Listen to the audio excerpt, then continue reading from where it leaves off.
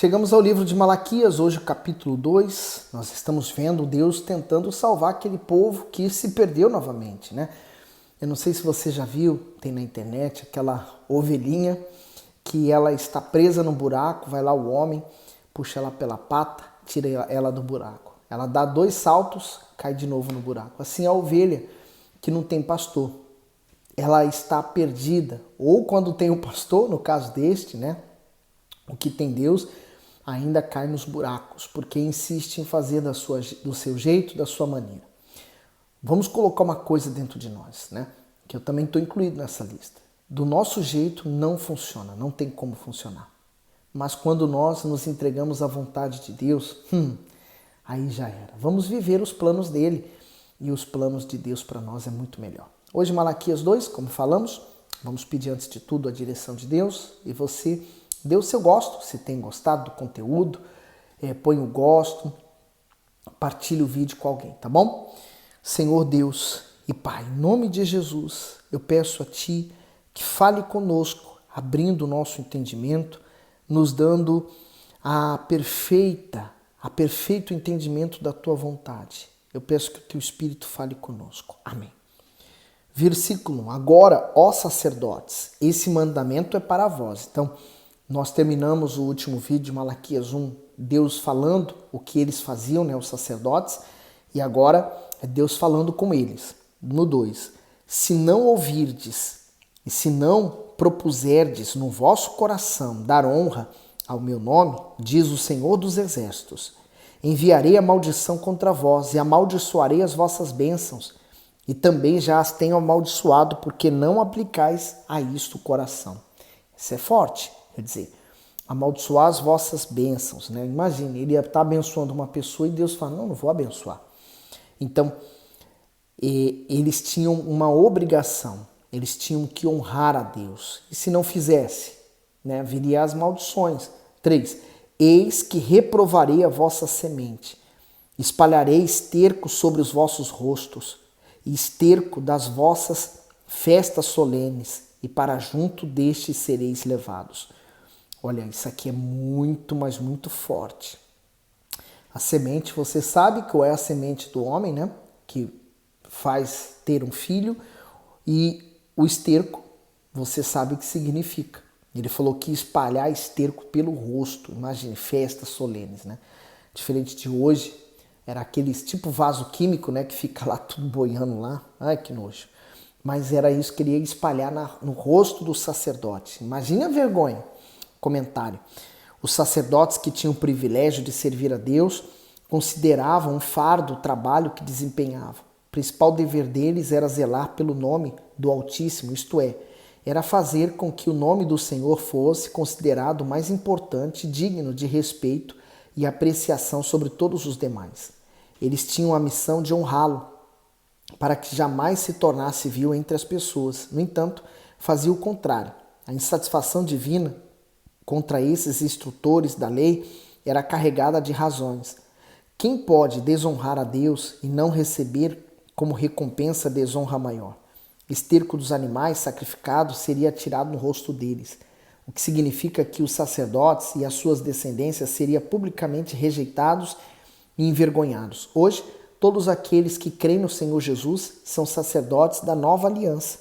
Em 1 Pedro 2,9 diz assim, mas vós sois a geração eleita, o sacerdócio real, a nação santa, o povo adquirido, para que anuncieis as virtudes daquele que vos chamou das trevas para a sua maravilhosa luz. Concluindo, passíveis das mesmas bênçãos de outrora, atribuídos da mesma responsabilidade e sujeitos à mesma repreensão caso sejam negligentes.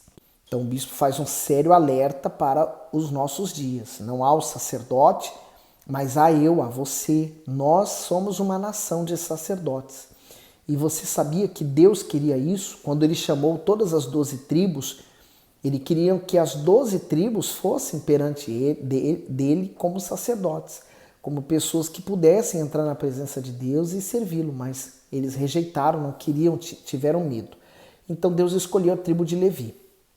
Mas aqui, agora, na nova aliança, através do Senhor Jesus, somos sacerdotes, apresentamos a nossa vida, somos responsáveis por nós mesmos. Agora o 4. Então sabereis que eu vos enviei este mandamento para que a minha aliança fosse com Levi, diz o Senhor dos Exércitos. Minha aliança com ele foi de vida e de paz, e eu lhes dei para que tomassem. Então temeu-me e assombrou-se por causa do meu nome. A lei da verdade esteve na sua boca, e a iniquidade não se achou nos seus lábios. Andou comigo em paz e em retidão, e da iniquidade converteu a muitos. Porque os lábios do sacerdote devem guardar o conhecimento, e da sua boca devem os homens buscar a lei, porque ele é o mensageiro do Senhor dos Exércitos. Mas vós vos desviastes do caminho, a muitos fizeste tropeçar na lei, corrompeste a aliança de Levi, diz o Senhor dos Exércitos. Comentário: Deus fez uma aliança com Levi para que este o servisse perpetuamente. Para isso, sua tribo foi agraciada com força, sabedoria e proteção. Seus sacerdotes não se preocupariam com nada além do ministério que lhe foi confiado. Mas lentamente aquela geração se distanciava do propósito original e passava a privilegiar suas próprias necessidades. Assim, aquela aliança sublime estava prestes a ser quebrada. São muitos os meios que fazem as pessoas se distanciarem do eterno, e entre eles está a má administração do tempo, em relação ao excesso de compromissos. Se não houver o devido tempo para se alimentar espiritualmente por meio da meditação na palavra de Deus, o fervor na fé se perde. Mas antes da queda, sempre vêm as exortações. Assim, só caem na fé aqueles que tapam os ouvidos à voz do Espírito Santo e à voz da consciência. O Senhor Eterno nunca ficou passivo observando os seus filhos se desviarem. Na realidade, são eles que ignoram o seu constante apelo. Eu vejo através da palavra de Deus, Deus tentando salvar o seu povo, tentando resgatar a santidade, tentando resgatar a comunhão, a aliança. Mas eu vejo também a palavra de Deus se cumprindo, que nos últimos dias o amor de muitos se esfriaria. E tem se esfriado abundantemente dentro da própria igreja. Agora o comentário que vai do 6 ao 8 diz: o verdadeiro servo tem características específicas. Mantém a palavra dentro de si e a pratica. Tem um comportamento cheio de temor. Age e fala o que é justo. Tem boa consciência e por isso tem paz e segurança. Dá exemplo aos outros por meio do seu testemunho e busca sempre crescer espiritualmente para ser mais útil a Deus. Não somente os líderes espirituais devem ser espelho do Altíssimo neste mundo, todos aqueles que são nascidos de Deus têm a responsabilidade de refletir nos outros a glória do Senhor, a quem o serve. Seguir e servir, obedecendo ao nosso Senhor Jesus, não é um fardo pesado, pelo contrário, é um fardo leve, é prazeroso demais. Agora o comentário que vai do 8 ao 9, a muitos fizeste tropeçar na lei. Se Deus apresenta as características do servo verdadeiro, é porque certamente existe o servo falso. Enquanto o verdadeiro é um exemplo a ser seguido, o falso é alguém a quem devemos evitar. Este contradiz o que as Escrituras ensinam com a sua própria vida errada e assim impede as pessoas de irem até Deus. Ele busca desfrutar de benefícios terrenos e para isso bajula, mente e age com interesse. Além disso, é infiel nos seus compromissos com Deus e com os homens e comete injustiça para favorecer aqueles que lhe agradam. Assim, tem a reprovação divina, tanto em sua vida quanto em seu ministério. Ainda que seja ativo na obra de Deus, esse mau comportamento atravessou séculos e foi duramente censurado pelo Senhor Jesus. Os falsos servos sempre vão existir, mas em algum momento serão revelados pelo Espírito Santo, para que não arrastem os sinceros na sua rebeldia. Quando você lê as cartas, principalmente do apóstolo Paulo para Gálatas, Efésios, Romanos, você vê o apóstolo preocupado com aquele povo. Depois ele escreve para Timóteo, para Tito, enfim.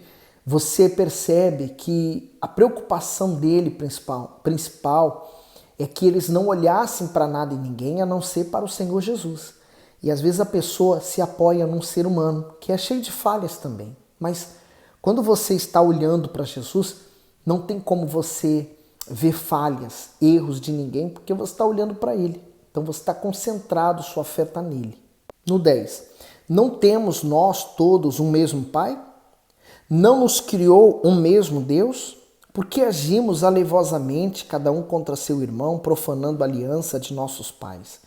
Quer dizer, o que eu noto aqui, né? A pessoa que ela tem um problema com Deus, ela tem problema com seu semelhante, né? A pessoa que não tem Deus em primeiro lugar, ela jamais vai conseguir amar o seu próximo como a si mesma. Ela vai amar a ela mesma e apenas ela mesma. Então ela vai viver para fazer a vontade dela, né? No 11. Judá tem sido desleal e abominação se cometeu em Israel e em Jerusalém, porque Judá profanou o santuário do Senhor, o qual ele ama, e se casou com a filha de Deus estranho. O Senhor destruirá das tendas de Jacó o homem que fizer isto, o que vela e o que responde e o que apresenta uma oferta ao Senhor dos Exércitos. Comentário do 10 ao 12. A profanação da aliança. Se os israelitas eram capazes de ser desleais ao Altíssimo, imagine ao cônjuge. Primeiro, os homens pecaram quando quebraram a aliança feita no casamento e se divorciaram de suas esposas. Em segunda, se contaminaram espiritualmente casando-se com mulheres estrangeiras. Essa atitude era totalmente contrária à orientação divina, justamente porque gerava infidelidade no meio do povo e ameaçava a fé. O estrangeiro hoje é aquela pessoa que não possui a mesma fé e os mesmos princípios espirituais daqueles que creram no Senhor Jesus. Para a sobrevivência da sua fé, escolha se unir a alguém que vai ajudar você a trilhar o caminho de Deus e não que fará se afastar dele. A primeira atitude que temos que ter quando vamos nos relacionar com alguém é observar um sinal importantíssimo. Essa pessoa, ela está me aproximando de Deus ou ela está me afastando de Deus?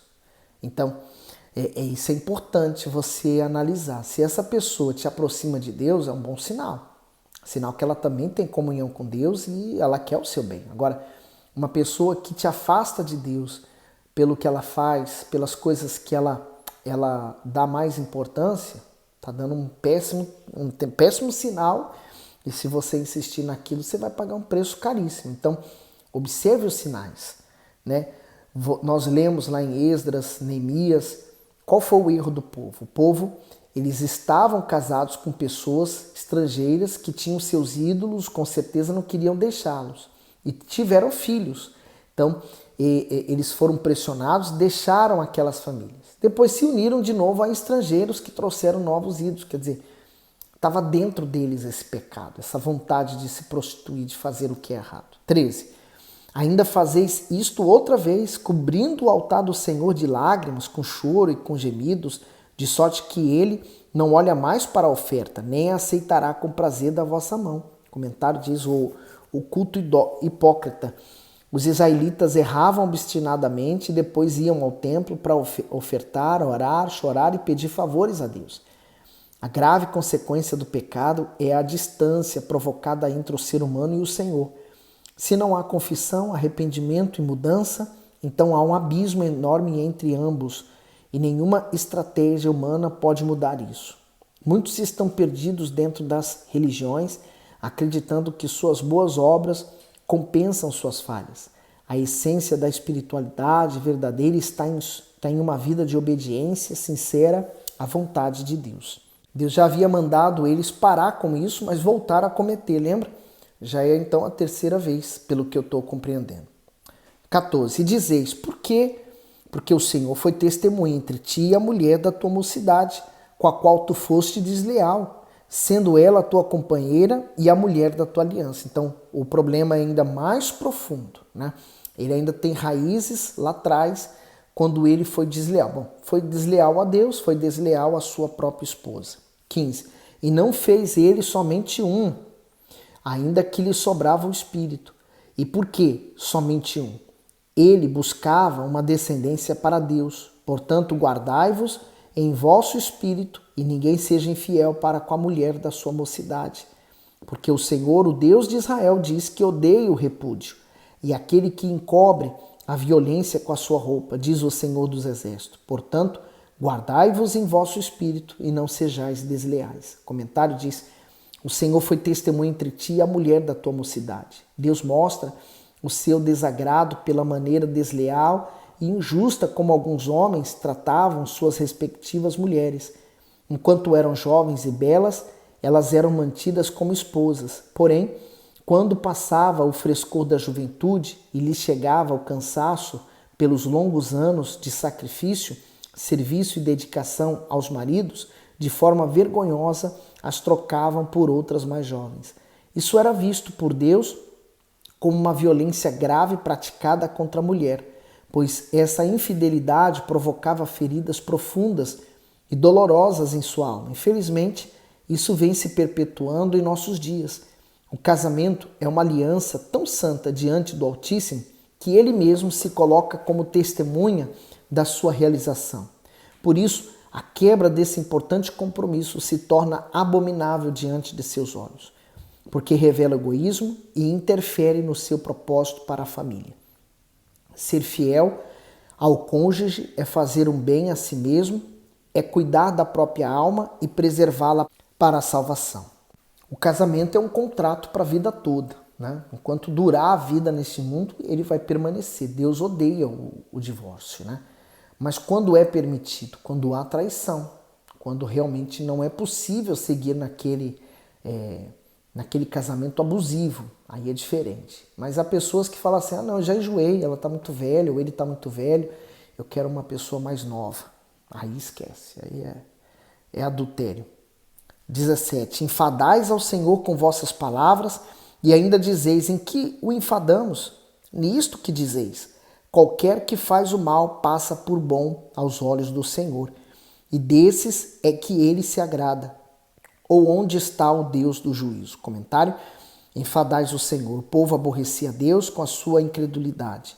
Os israelitas sofriam com a escassez, enquanto as nações idólatras gozavam de prosperidade e saúde.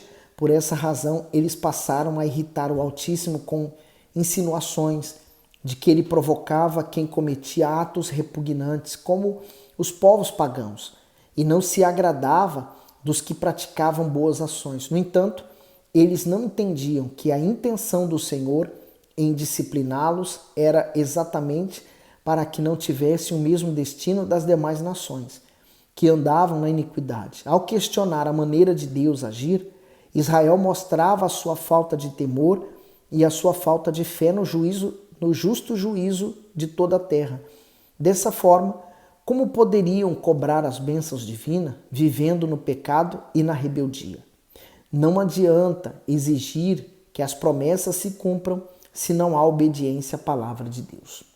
Jesus não é um servo que vem nos servir com aquilo que precisamos e depois chamamos quando nós precisamos novamente. Nós temos que aprender a nos relacionar com Ele. Temos que entender qual é o nosso papel e quem Ele é. Ele é o Deus Criador. Nós somos meras criaturas. Nós dependemos dEle. Então, quando você valoriza o eterno, você vai ter a eternidade com Deus. Quando você desonra a Deus e desvaloriza a oferta de Deus, que é o Senhor Jesus, não adianta você querer ir para o céu, porque você desvalorizou Ele. Então, guarde a promessa de Deus, a promessa de vida eterna, através do seu Filho, tá bom? Que Deus continue abençoando você abundantemente.